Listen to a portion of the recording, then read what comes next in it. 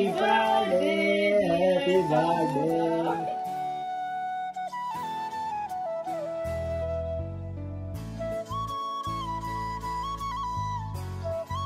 Hello everyone, welcome back to my channel. তো সবাই কেমন আছো? আশা করি সবাই ভালো আছো। আমিও খুব ভালো আছি।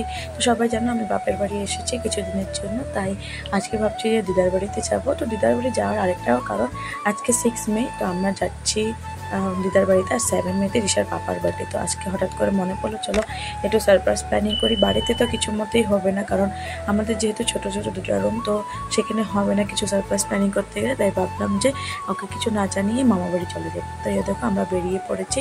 তো বেরিয়ে পড়ে আমাকে ঋষার পাপা আর ঋষাকে আমাদেরকে অটো স্ট্যান্ড পর্যন্ত বাইকে করে ছেড়ে গেছে। তারপরে ও শুভমকে নিয়ে পিছন পিছন আসছে। তো আমরা চলে যাচ্ছি অটোতে। তো অটোতে গিয়ে অনেকক্ষণ বসতে হয়েছে, কারণ একজন প্যাসেঞ্জারকে নিয়ে যাবে না, তাই একটুক্ষণ বসেছি। তো তখন দেখো ঋষা আমার সাথে একটু ভিডিও বানিয়ে নিয়েছে। তারপর যখন অটোটা ছাড়লো তখন আমরা চলে গেলাম ফটাফট। আর ঋষার একটা বহুত ভালো গুড হ্যাবিট আছে, ও অটোতে বা গাড়িতে যেটাতেই বলো ঘুমিয়ে পড়ে। তো ও ঘুমিয়ে পড়লে অনেকটা ভালো হয়, কারণ তখন দিকদারিটা কম করে। দেখো কি সুন্দরভাবে ঘুমিয়ে পড়েছে। তারপরে আমরা চলে গেলাম পাউয়ের দিকে।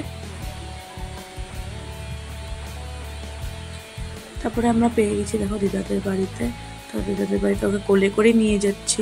তো ঋষার পাপাও এসেছে, ওর পাপা ব্যাগ ট্যাগ তুলে দিয়েছে। আমি বাড়িতে ঢুকে পড়েছি দেখো। আর এদিকে দিদা সন্ধ্যা দিচ্ছিলো, আর ঋষা তো পুরো ঘুম ছিল। তারপরে আমরা এসে দেখো আমি ড্রেস চেঞ্জ করে নিয়েছি, ঋষাকে ড্রেস চেঞ্জ করিয়ে দিয়েছি, কারণ গরমটা এত লাগছিল যে কি বলবো। এরপর রুমি রোহিত সবাই এসে পড়েছে। তো ঋষার পাপা ব্রেড চপ এনেছে, যেটা এতটাই অয়েলি ছিল যে কি বলবো, আমরা বেশি খাইনি। তো অল্প খেয়ে তারপরে আমরা দেখো সবাই আইপিএল দেখতে বসে পড়েছে। এদিকে ঋষা ডান্স করছে।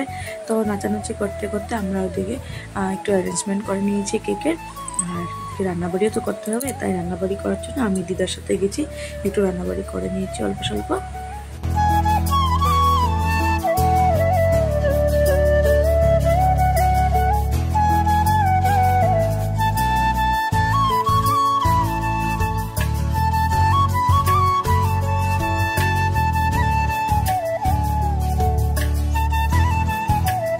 এরপর দেখো ঋষাদ পাপাকে টেনে টেনে করতে বলছে যে পাপা এখানে নাচো, আমি তোমার সাথে নাচবো। এইভাবে নাচানাচি হলো, অনেকক্ষণ এখানে কেটে গেল। তারপর তো দেখতে দেখতে সময়টা চলে যাচ্ছিলো। আর এদিকে আমার মনে হচ্ছে যে কখন 12টা বাজে, কখন ওর পাপাকে উইশ করবো। তো ছোটো মোটো করে এবার সারপ্রাইজ প্ল্যানিং করতে পেরেছি, কারণ অন্যের বাড়িতে তো হয় না অতটা যেরকমভাবে আমরা করতে চাই, নিজের বাড়িতে হয়। তো দেখো কেকটা তোমাদের সাথে একটু শেয়ার করে দিচ্ছি। তো দেখো আমার হাজব্যান্ডের নাম টাব্বু, তাই ওদের ভাই বোনরা দিয়েছে টাব্বুদা করে। আমি আর কিছু বলিনি যে হাজব্যান্ড লাগবো হাবি লাগবো কিছু না, আমাকে জিজ্ঞেস করেছিল, বাট আমি আর বলিনি, হয়ে যাবে বলেছি যে চলো কিছু না।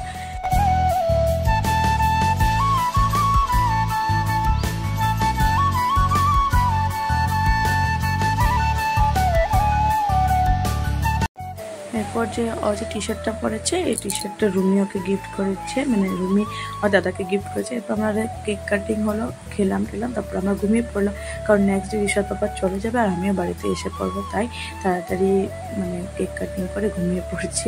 এরপর নেক্সট ডে মর্নিং দেখো দিদাদের বাড়িতে লাউ ধরেছে, সেটা দিদা আমাকে এনে দিয়েছে, আর জিওল মাছ দিয়েছে, আর কেক পাঠিয়ে দিয়েছে। তারপর আমি ফ্রেশ হয়ে সেখান থেকে খাওয়া দাওয়া করে ব্রেকফাস্টটা করে বাড়িতে এসে পড়েছি। তো কেমন লাগলো ভিডিওটা নিশ্চয়ই জানাবে, ভালো লাগলে লাইক কমেন্ট শেয়ার সাবস্ক্রাইবটা করে দেবে। Tata, bye bye.